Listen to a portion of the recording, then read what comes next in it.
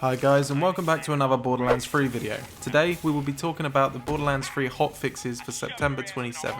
So this is separate to the patch notes. I believe this is the second hotfix, and it talks about changing weapon damage, it talks about buffing certain manufacturers and vault hunters, and also changes a few things about Graveward. So I'm just going to read this out. There'll be a link in the description for the full patch.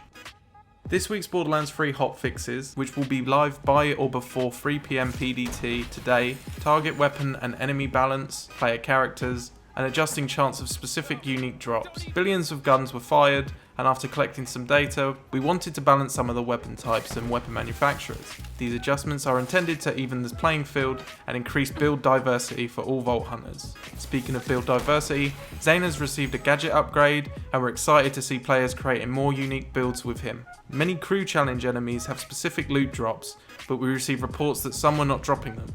We have made some modifications so that now they have an increased chance of dropping their unique gear in addition to any gear they may drop.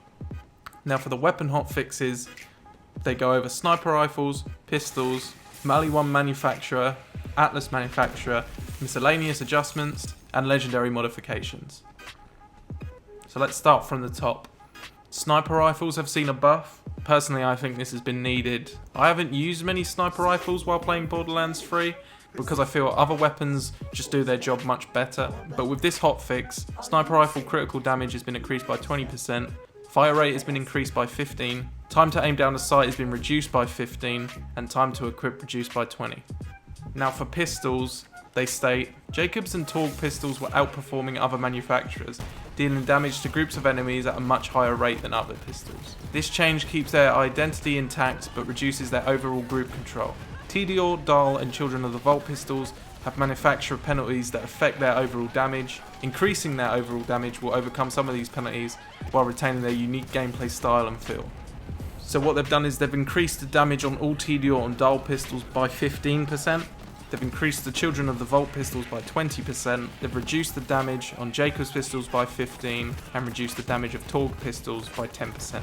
Next up is the Mali 1 manufacturer. They've stated that Mali 1 weapons had reduced overall damage because they applied death over time at a rate and damage greatly above other manufacturers. This effect was toned down by launch, but the overall damage was not sufficiently adjusted to compensate for the reduction in elemental death over time. We're adding back some of the overall damage and making the weapons faster so elemental builds can really take advantage of Mali 1 weaponry. So what they've done is all Mali 1 weapon damage increased by 25, and all Mali 1 weapon fire increased by 20. The next manufacturer change is Atlas. Atlas weapons relied on a game loop that we felt gave players a greater advantage when used correctly. Turns out the loop isn't used if the damage doesn't compensate for the time to set up. So now damage on Atlas weapons should facilitate players using them in general on top of feeling badass when they take advantage of Atlas technology. So what they've done is all Atlas weapons damage is now increased by 25%. Now for the miscellaneous adjustments. They've put the Jacobs assault rifle change was to differentiate the assault rifle from the pistol as more of a mid to long range powerhouse. Since the assault rifles have low mag size compared to other assault rifles, they're getting a slight increase in overall damage to compensate. Dahl SMGs had their fire rate adjusted down before launch, but their damage was never sufficiently increased, so they should feel a bit more appropriate compared to other SMGs. And the Vladov heavy weapon damage has been increased to share in the full heavy weapon treatment. So what they've done is, Jacobs assault rifle damage has been increased by 20%, Dahl SMG damage has been increased by 10%, Vladov heavy weapon damage increased by 25%, and E-Tech TDR shotgun damage increased by 50%. And lastly for the weapons, we have the legendary modifications. We're going to make a larger comprehensive legendary gear pass, but we have to include the following changes. King and Queen's Call were modified to have a lower fire rate. The weapon has a limited burst shot count, so overall feel of the gun isn't dramatically affected. What they've done is the King and Queen's Call fire rate has been reduced by 50%, and the Firestorm and Storm-based charge times were reduced to 1 second, down from 2 seconds. Now I'll have to give this a try when the patch drops, but by the sounds of it, killing the Graveward with the King and Queen's Call method is going to be a lot harder now, as before you could just spam shoot into its crit points. So I'll try that tonight and I'll upload a video of it, so make sure you subscribe so you don't miss that. Now next we've got the Graveward changes. They've said Graveward's beam attack did not properly scale based on level, so at a higher level the 2 beam attacks hardly phase players. Players will find his attack to be more lethal now. In addition, Graveward is a very large enemy and it is too easily susceptible to elemental damage, unlike the other large bosses. Elemental damage on Graveward is now greatly reduced, but to compensate, Graveward's overall health was reduced. So what they've done here, attacks of Graveward now scale based on level, reduce overall health by 20%, increase resistance to elemental damage, elemental chance resistant increased by 70%, elemental resistant increased by 30%, and elemental death over time duration taken reduced by 30%. Now we move on to miscellaneous changes. Hollow Point Guardian skill has been temporarily disabled. Vault Hunters should no longer scream when affected by death over time while shields are affected. Vending machines will now be restocked with higher quality items of the day. Adjusted the visual concern of Melee 1 shotgun with cryo element.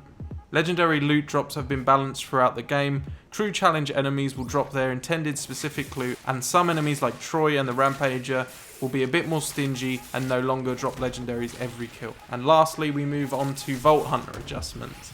They go over Zane, Amara and Flak, and I'll be reading them out in that order. However, they've seemed to have left out Moze, so if you're expecting some buffs or nerfs to her, then keep an eye out in future patches. So first we're going to go over Zane. They've written, Zane's gadgets were great at providing additional utility, but lacking impact as players leveled up.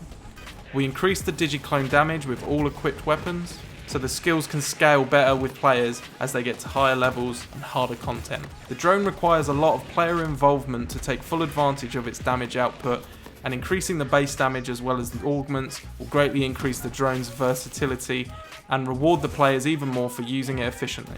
So what they've changed on Zane is digiclone damage increased by 38%, drone damage increased by 50%, cryo bullet damage penalty removed, drone rocket damage increased by 50%, almighty ordnance rockets damage increased by 75%. Next we move on to Amara, where the Guardian Angel health restoration reduced from 100% to 50%, and glamour damage penalty reduced from -30% to -10%. Now with the Guardian Angel health restoration reduction from 100 to 50, I don't know how the Guardian skill Resilient is going to affect this, as that gives you all your shield and health back anyway, so... And finally Flak. Gorillas in the Mist bonus greatly outweighs its penalty to the base skill. We don't want to remove the playstyle completely, but the overall damage output had to be slightly adjusted because it was outperforming other builds. We're monitoring the changes and may make a change to the ammo return in future patch. Gorillas in the Mist duration has been reduced from 8 seconds to 6 seconds, and the critical damage bonus has been reduced from 50% to 25%. So this is definitely going to change the crit shotgun build for Flak.